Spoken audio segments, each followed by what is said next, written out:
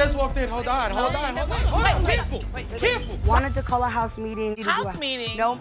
So the episode begins with Diamond the body and Mariahlynn to discuss the craziness that was last night. Now, Diamond, you are on the baddies now, girl. You have graduated from Now Next TV, baby. You gotta comb out that wig, honey. You gotta comb out that wig. I mean, it literally looked like you fell asleep in the wig and put a robe on and went straight down to film with Natalie. I was like, girl. So basically, they were talking, and Natalie says she wants to start another house meeting. But then just as Diamond was about to respond to that, Cisco comes in and, you know, joins the conversation as well, which I was actually kind of sad about. I wish Cisco would have stayed out of that scene and stayed back in 2000. And because I would really love to see Diamond the Body and Natalie, you know, interact and see their vibe. Natalie was saying that, look, I usually give my house meetings and I wanted to do that, but this time, no, we're not going to do a house meeting, but I want to bring the replacements in some way, shape, form, or fashion. I be forgetting that they got replacements. I mean, we haven't seen these replacements in like 5 weeks. I'm like, damn. BCW, Jayla, I love this wig. I love the confessional look. And I love the blonde.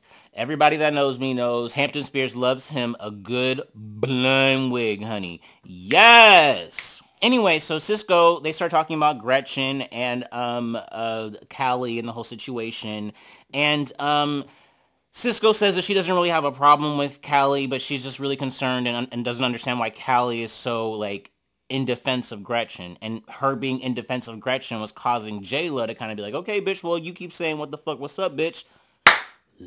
What's up? I'm up, bitch, let's go. Now, I am not going to lie. Jayla has grown on me this season. She really has. One thing about Jayla I think we can all agree on, she's not a punk. And she will run fades with you. I feel like someone is... The only complaint that I had about Jayla was just the fact that she drug shit out. And it was only with Biggie. But now that I see the way Biggie is moving, I'm like, okay, well, drag her. I have more respect for a person that drags it than someone that doesn't do anything because they're too scared. Diamond takes off her wig, okay, and acts like she's about to dive into the ocean. And you hear a production member go, Diamond, no. And then you hear Natalie go, no, your mic, and your tampon's out. Ew. And I'm like, oh my God. Now you did not have to do Diamond like that, honey. You really did not. In the next scene, we have the International Nothing, Mariahlynn and Tesehki, baby. And basically, International Nothing is like, I'm pissed at Ahna. Like, Ahna hit my mom. I'm going to have to run that fade with her. I'm going to have to run that fade. And Tesehki understands. Because it's like, she even says, like, if somebody fought my mom, there's not going to be any talking. It's just you're going to get a beat down. Okay. And Mariah ends up getting emotional as well because her mom is her biggest trigger, she says. So we see her cry and everything. And I'm like, oh my God. But Mariah does let Tesehki know that she is going to fight Ahna Mac. It's not a matter of if, it's a matter of when.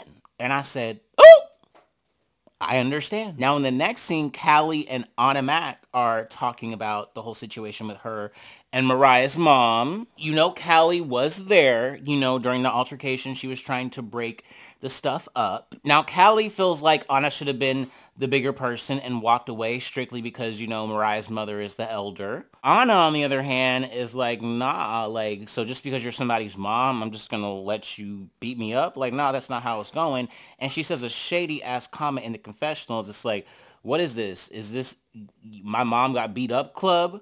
And I'm like, oh! Because didn't Krishan beat up Carlissa and her? So maybe Callie she just has a sensitive spot for people's moms that get beat up. So then they start talking about the whole Gretch situation, and Callie just says that basically J-Lo was right in terms of them having a trauma bond. Callie says that she has a loyalty to Gretchen because Gretchen was fucking with her when no one else was fucking with her. And yeah. And the scene wraps up with Ahna saying that she knows she's definitely going to have to fight Mariah later on in the episode. So in the next scene, Deep Breath, Tinka Jackson, and Jealous Ball are sitting together talking about the night before. Now I gotta say, Discolored Bella's skin is still a little bit patchy, but it's more even than what, you know, it was before. So hopefully she's maybe stopped bleaching as much. But she is, you know, gloating, honey. She's like, yes, I got my chain, honey. Yes, bitch, yes. I'm so happy, do. But this jealous hoe right here is like, congratulations. And I'm like, oh? But then Miss Scotty the Body comes down, honey, and they start talking about, you know, Gretchen and Kelly and everything. And basically, Scotty's like, she wants Gretchen to go home. Like, she just wants her to go home. And Deep Breath feels the same way. And she also discusses why she snuck Gretchen. She says it was because Gretchen was popping a lot of, you know, mouth, and Rolly said that she felt as though Gretchen didn't think she could get touched. And so Rolly needed to, you know, tell her, yeah, you definitely can get touched, ho. And I was like, Rolly, shut up. Rolly, shut up. You just wanted like a scene. You wanted a moment. You wanted to find a defenseless victim like you always do. So shut up, behemoth. So in the next scene, Mariahlynn and Tesehki discuss, you know, the Ahna situation again. Mariah said that, oh, look, what would you do if it was your mom? Tesehki said, I would beat her up, no questions asked. But then Tesehki said, well, your mom hit Ahna 3 times. And then Mariah was like, well, that's still my mom. That's still my mom. You need to have respect. And a part of me, I get where Mariah was saying, because it is your mom, whatever. But just because you love and respect your mom, Mariah, doesn't mean everybody else is going to. You know what I mean? So next, Ahna Need a Big Mac and Bigums come walking in. And immediately Mariah gets up. She's like, all right, let's go. We're going to line it up. Throw that set up. But Biggie is like being stupid and like, no, not yet. Not yet. Proceeding to pick Ahna up and everything. It's like, girl, if you don't sit your ass down. But eventually, Mariah runs up on Ahna. And when I tell you, it was the most like cat squabbling. Like, both them hoes can't fight. They can't fight to save their motherfucking life. Biggie, I guess, is supposed to be neutral, but she is very, very, very vocal in support of Ahna, okay? And Mariah is noticing. Mariah's noticing. Was there a clear winner? I don't think there wasn't really a clear winner of any of the squabbling, because it was just pulling hair and little things. You know, they're both so small. It's like no one really mollywopped each other. So then they start having like a direct conversation to each other to discuss what had happened, like leading up to the event where, you know, Mariah's mom and Ahna had fought.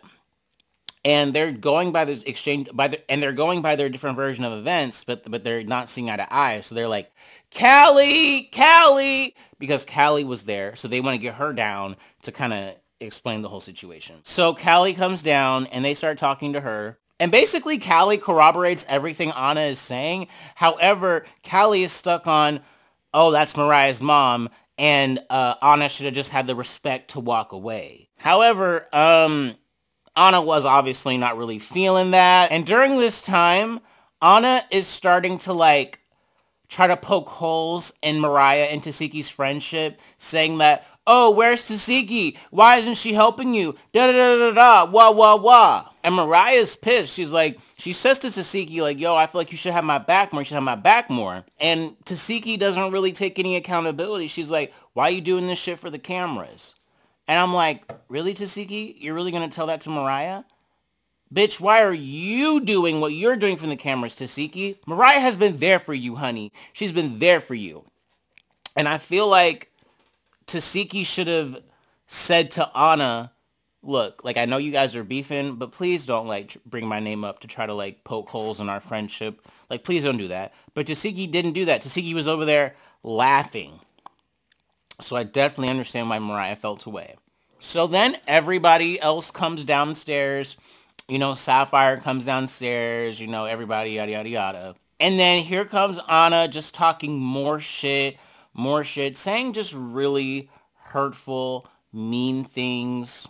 Now, Mariah, I will say this. She was giving the insults back to Ahna. She was saying Ahna was a walking disease. And that if you want to feed Ahna, just give her 1 perk a day. And I said, bitch, you did that, bitch. You did that. She said, if you want to feed one Ahna, give her 1 perk a day.